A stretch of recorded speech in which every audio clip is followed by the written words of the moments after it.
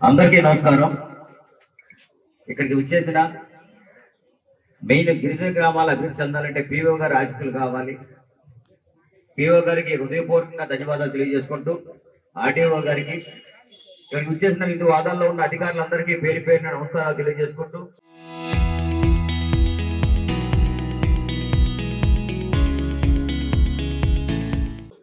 మా నాయకులు, కూటమి నాయకులకు అందరూ కూడా నమస్కారాలు తెలియజేసుకుంటూ, నా ముందున్న మీడియా మిత్రులకి, పోలీస్ డిపార్ట్మెంట్ వారికి కూడా నా నమస్కారం.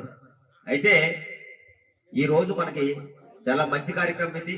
ప్రజలందరూ వినియోగించుకోవాలి.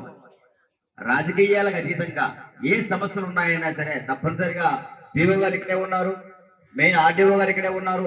రెవెన్యూ సమస్యలు అయినా సరే, గ్రామ సమస్యలు ఏమైనా సరే తప్పనిసరిగా అందరూ వినియోగించుకోవాలని కోరుకుంటున్నాను. ఎందుకంటే మెలియపొట్టి అనేది తలసరి ఆదాయంలో కూడా మనం వెనుకబడి ఉన్నాం, అభివృద్ధి విషయంలో కూడా వెనుకబడి ఉన్నాం.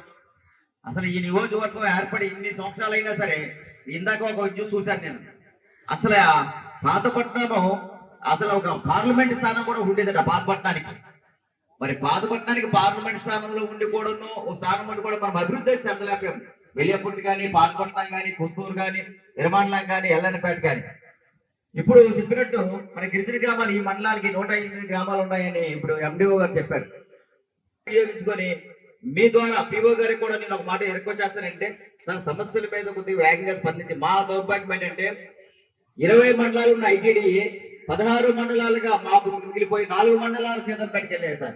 అంటే 4 మండలాలకి ఐటీడీఏ ఉంది, 4 మండలాలకి ఐటీడీఏ పిఓ గారు ఉన్నారు, 4 మండలాలకు కలెక్టర్ చైర్మన్ ఉన్నారు. కానీ 16 మండలాలకి ఐటీడీఏ పిఓ గారు పేరు మాకు 2 పక్కల ఇబ్బందిగా ఉంది సార్. మాకు చైర్మన్ కూడా కొద్దిగా ప్రాబ్లం గా ఉంది సార్. అందుకోసం మీరు దయచేసి కొద్దిగా స్పెషల్ గా 4 మండలాలే కాకుండా ఈ 16 మండలాల విషయంలో కూడా కొద్దిగా చొరవ తీసుకొని, మొన్న గౌరవ సీఎం గారికి కూడా చెప్పడం జరిగింది సార్. అక్కడ 2 ఐటీడీఏలు ఉన్నాయి. ఆ 2 ఐటీడీఏలో ఒక ఐటీడీఏ పార్వతీపురం ఒకటి ఉంది. ఆ ఐటీడీఏ ఇచ్చేస్తూ దీన్ని వేరేగా సెపరేట్ చేయడం జరిగింది సార్. మన నేను సీఎం గారి మీటింగ్ లోకి వెళ్ళేటప్పుడు నాకు ఫైనాన్షియల్, నాన్ ఫైనాన్షియల్ 3 అడిగారు, ఇమ్మన్నారు. Non financial 3 ఇమ్మన్నారు. అయితే నేను ఫైనాన్షియల్ విషయంలో పెడుతూ నాన్ ఫైనాన్షియల్ లో కూడా ఐటీడీఏ పెట్టడం జరిగింది. అక్కడ 3 ఐటీడీఏలు ఉన్నాయి. ఎక్కడ ఒకే దగ్గర ఎక్కడ మనకి పాలకొట్ట అంటే సీతంపేట, పార్వతీపురం 2 ఉన్నాయి. అయితే ఆ 2లో అక్కడ వాళ్ళకి ఈ 4 మండలాలు పార్వతీపురం చేసి అడాప్ట్ చేసి మనకి వేరేగా ఈ 16 మండలాలకి ఐటీడీఏ కావాలని అడగడం అనేది జరిగింది. గౌరవ మంత్రివర్యులు లక్ష్మీనాయుడు గారు కూడా మాట్లాడడం జరిగింది. కేంద్ర మంత్రివర్యులు కూడా మాట్లాడడం జరిగింది. దానికి సీఎం గారు కూడా ఓకే అన్నారు. అంటే మనకి మెయిన్ ఇంపార్టెంట్ ఐటీడీఏ మనకు కావాలి. అదే కాదు, ఇండస్ట్రియల్ పార్క్ మెయిన్ ఇంపార్టెంట్. మా ఇండస్ట్రియల్ పార్క్ ఓపెన్ చేసాం. యువతులందరూ కూడా ముందుకు వచ్చి చిన్న చిన్న ఇండస్ట్రీస్ పెడితే, మీకు ఆల్రెడీ కలెక్టర్ గారు ల్యాండ్ ఇవ్వడానికి రెడీగా ఉన్నారు, ఆర్డీఓ గారు రెడీగా ఉన్నారు. చిన్న చిన్న ఇండస్ట్రీస్ మనం స్టార్ట్ చేస్తే ఎవరైనా వస్తారు. 100 అడుగులు నడాలన్నా, 1000 అడుగులు నడాలన్నా సరే కూర్చొని లెగాలి కదా.